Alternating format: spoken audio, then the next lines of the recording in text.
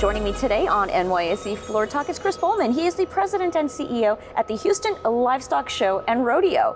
Chris, yes. It is fantastic to talk with you. Thanks for joining me on Floor Talk. Yeah, great to be here. It's a great day. Thanks for welcoming Floor Talk to Houston Rodeo. Yeah, it man, is we're glad amazing. to have you. Yeah, we're so glad to have you guys. So I want to know more about the Houston Livestock Show and Rodeo. Tell me how it began. Yeah, it began over 90 years ago. This is our 92nd show, and it began in downtown Houston. Basically, there were 5 guys that were in the cattle industry that wanted to start a show. They started noticing that in a lot of other markets, there was a stock show involved in the cattle market in Denver and Kansas City and some of those places. And so they thought, why don't we have one in Houston? And at that time, Houston was actually had cattle country, had cattle all over the place. And what we see now in terms of how much Houston has grown and expanded, a lot of that was pastures full of livestock. So that's kind of how it started.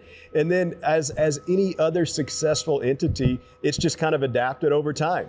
A rodeo was added, and then entertainers were added. But the key for us, what I think makes us unique, is the volunteers that do the work here. 35,000 volunteers give of their time and talent to help us. And that's what's really grown over time. And you've seen the growth of the show as a reflection of the growth of the volunteers on 109 different committees.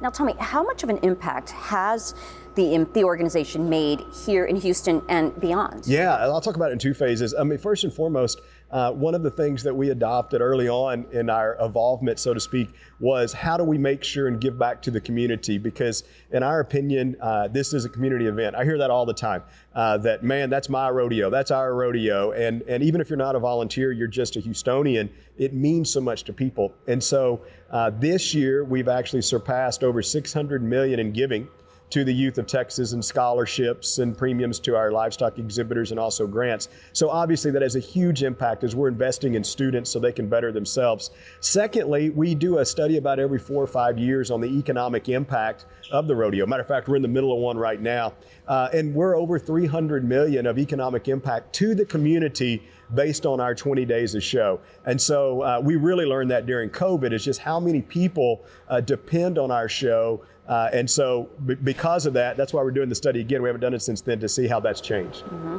Now, you mentioned 20 days of rodeo. Now, aside from the rodeo itself, what else goes on here during those 20 days, and what can people expect when they come to the rodeo? Yeah, a lot of people think of just the rodeo that happens each night, and then of course we always have a star and entertainer to finish us off each night. But at the end of the day, what I tell people all the time, particularly if you've never been here before, and so many Houstonians are moving here all the time, and so there's always a lot of first timers, that we tell people to come out early, because you really want to soak in what's going on here. The center, NRG Center's got the livestock show and shopping, and you can see the youth. We've got Adventure presented by Oxy, one of our sponsors. We've got a carnival outside.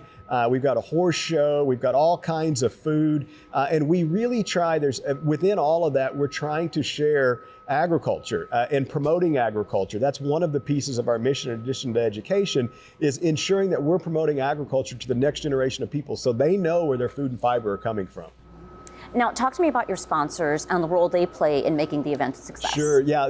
Like anything else, it does take partners in the community. It takes partners with volunteers, donors, and then obviously with sponsors. And I know you guys are talking to several of them, and there's many of them. A lot of our energy sector involved with our show. They want to be a part of it. A lot of sponsors that are also associated with a Western heritage, a Western theme. But so many people and so many sponsors partner with us because they believe in what our mission is. They believe in our message. And we try to find the right sponsors that align with what we're trying to do, so we can see that it's a benefit to both entities. Mm-hmm. And why do you think this is a bucket list destination?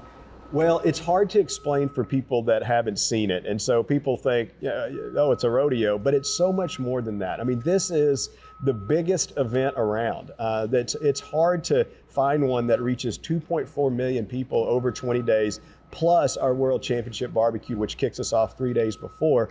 It's an experience within itself. And so each year, from a drone show presented by ExxonMobil that we've added over the last couple of years to our traditional livestock show, there's something here for everyone. and that's what we really try to market and sell. And final, Chris, tell me, what do you see for the future of the Houston Livestock Show and Rodeo? Yeah, we've been here 92 years. We want to be here for as long as we can and hopefully forever. And so we're always looking at new opportunities and new ways to grow. Our biggest problem is sometimes congestion. And so when I mean congestion, just the number of people that are here. Some days that could be 160 to 180,000 people on a very busy day. And so we're always looking to expand and push resources out in different places so people can spread out. One of the things we've seen post-COVID too is a lot of people are more interested in their experience. They're more interested in how they're going to spend their time, crowd control. And so we're working very, very hard to make sure that we can spread things out so people have a positive experience. We don't want them in long lines and some of that. So that's some of the things that we're working on. Our lease here with the Texans at the park is up in 2032. So we're working tirelessly right now to extend that and what that would look like for the future. So we don't want to break what's not broken, or fix what's not broken. We have a good program here, but we always are looking to improve. That's one of the advantages our rodeo has, is that our volunteers serve in 3-year roles as leadership. So we're constantly turning over a third every year in leadership roles, and they're bringing new ideas. They're bringing their own thoughts, and that forces us to be adaptable and forward thinking at the same time. So it's hard to say, but I promise it probably won't look like it does 10 years ago or now when we look 10 years or 20 years down the road. All right. Well, lots to look forward to, lots to enjoy. And Chris, wonderful to be here. Yeah. Thank you for joining me on Flow Talk. Hey, thank you for being here. We certainly appreciate it.